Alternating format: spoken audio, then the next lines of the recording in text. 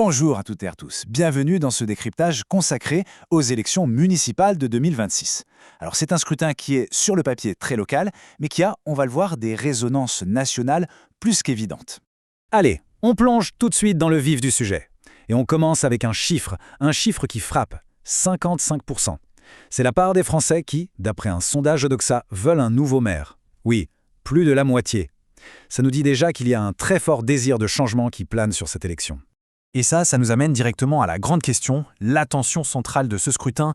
Est-ce que les gens vont voter en pensant à leur quotidien, aux problèmes de leur ville, ou est-ce que ce vote va devenir une sorte de test national avec la présidentielle de 2027 déjà dans toutes les têtes? Alors justement, qu'est-ce qu'on a en tête au moment de glisser son bulletin dans l'urne? Eh bien les sondages sur ce point sont assez catégoriques. Ce qui saute aux yeux, c'est à quel point les préoccupations sont concrètes. On est très loin des grands débats idéologiques. Ce qui compte, c'est la sécurité, d'abord et de loin. Et puis, juste derrière, on retrouve le maintien des services publics, l'économie locale et l'accès à la santé. Bref, du très très concret. Et cette priorité, elle se répercute logiquement sur la façon dont les électeurs vont faire leur choix. D'un côté, il y a les enjeux purement locaux. Qu'a fait le maire sortant? Quel est le projet du nouveau candidat? Et de l'autre, il y a la tentation d'envoyer un message, de sanctionner le gouvernement en place. Le résultat est sans appel, vraiment.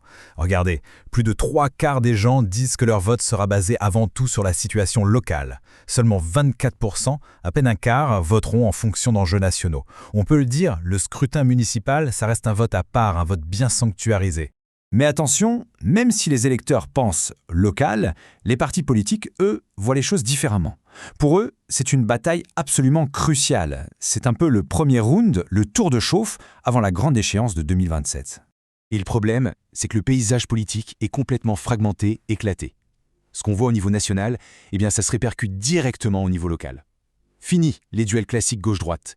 Là, on s'oriente vers des configurations beaucoup plus complexes et surtout beaucoup plus imprévisibles.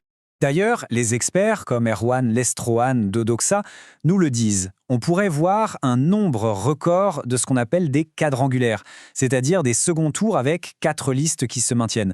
Imaginez le casse-tête pour les alliances et les négociations entre les 2 tours.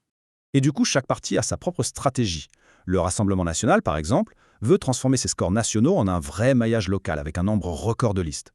La France insoumise, qui avant snobait un peu ce scrutin, maintenant, elle mise tout sur l'ancrage local. Pour Renaissance, c'est plus compliqué, l'implantation reste difficile. Et puis, les Républicains et le Parti socialiste, eux, sont plutôt en mode défense de leur bastion historique. Bon, maintenant, allons voir sur le terrain. Parce que toute cette complexité, elle donne lieu à des situations parfois assez uniques. Prenons l'exemple de la Guyane, à Saint-Laurent-du-Maroni. Là-bas, l'élection cristallise de grosses tensions locales. La maire sortante, Sophie Charles, fait face à une opposition vraiment très dense. Et il y a notamment le retour d'une figure politique historique, Léon Bertrand, qui revient en force en axant tout sur l'urgence sociale et la sécurité. Et puis il y a ça, un chiffre qui paraît incroyable, presque surréaliste, 68.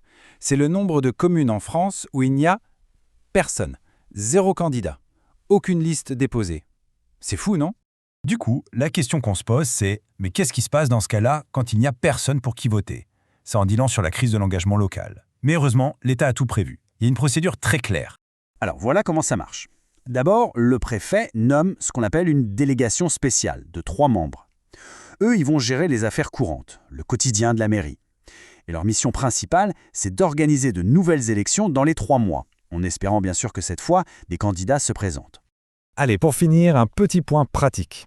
Il est important de rappeler quelques règles essentielles, notamment pour certains électeurs qui ont des démarches un peu particulières à faire. On pense notamment aux Français de l'étranger. Attention, c'est un point crucial. Pour les municipales, on ne peut pas voter depuis une ambassade ou un consulat. C'est impossible. Il faut voter dans la commune en France où on est inscrit. Donc, dans la plupart des cas, la seule solution, c'est la procuration. Et pour faire cette procuration, pas de panique, c'est assez simple. Il y a 2 options. Soit on se déplace au consulat le plus proche, soit, et c'est quand même beaucoup plus pratique, on passe par le portail en ligne Ma Procuration.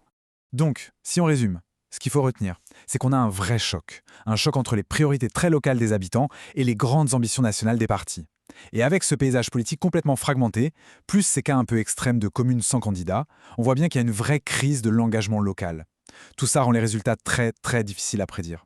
Voilà pour ce tour d'horizon. C'est analysé et rediffusé dans la journée à 8h, 11h, 16h30 et 19h.